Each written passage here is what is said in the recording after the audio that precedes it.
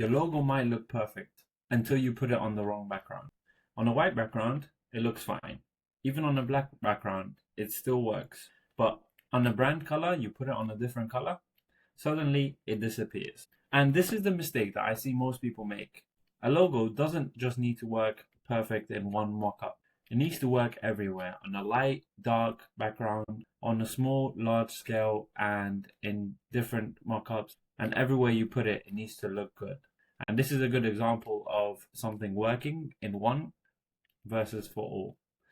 And in this video, I'll show you why some logos become invisible and what designers can do to test one simple trick to make sure that this doesn't happen and it works everywhere in the real world. So let's get into it. So contrast is a number. It's not an opinion, it's a ratio. So contrast is actually measurable, and the relative numbers of two colors expressed as a ratio under 3:1 is failing for almost everything, but under 16:1 it works almost everywhere. And this is the standard number and ratio you need to keep in mind. So you can see that this is the working standard, and this is the ratio that you expect people to read at a normal size. So aim for 16:1 on anything you expect people to read, and you wouldn't go wrong here. The second law is the grayscale test. So basically what you need to do is make sure the logo works first in black and white. If it works well in black and white and you could see everything, then adding color later on would work as well. But first, if it doesn't work well in black and white, then it will fail most of the tests. Make sure the color is added later on once it works on a grayscale. So you should be doing this, and if you skip this step, then you will fail most of the single color applications. And the rule is, if it fails in gray, the form wasn't doing the work. So make sure it works in grayscale first before you add color to it. So the third rule here is red and green blindness is not an edge case. Around 1 in 12 men have some sort of red-green color blindness. And any mark where meaning depends on distinguishing two of these hues simply stop working for them. And make sure that you don't put a mark in place where it makes it difficult for them to see. So this is where, again, the gray scale color catches most of the same failures for free. And if it works well in gray, then most likely you would eliminate this problem and don't let color get in the way.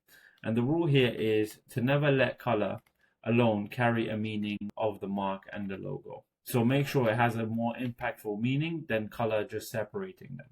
Rule number 4 is to ship 3 versions and make sure all 3 versions work well together and there's a great contrast between them. And make sure that you can see on all 3 versions that you use. And I would suggest using a light version, a dark version, and a brand color version as well.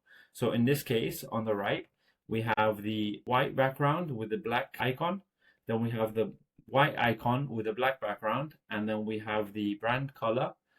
In this case is orange, and the white icon.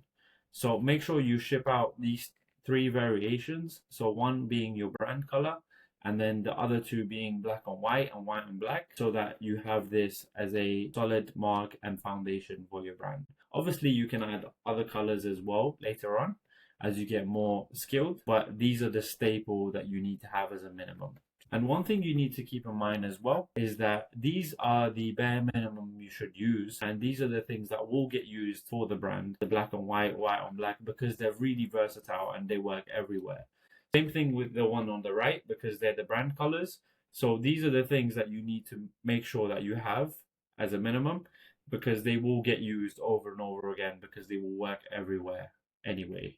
All these other random colors that you will have, it might look nice, but it's not going to be practical when you're trying to put it to work. So if you want a mark that works everywhere, it lands, you can click the first link in the description and book a 30-minute free consultation call with myself, and I will try and help you in any way I can. Thank you guys for watching my video. Don't forget to subscribe, comment, like, and share with your friends. Thank you very much, and I'll see you guys on the next one.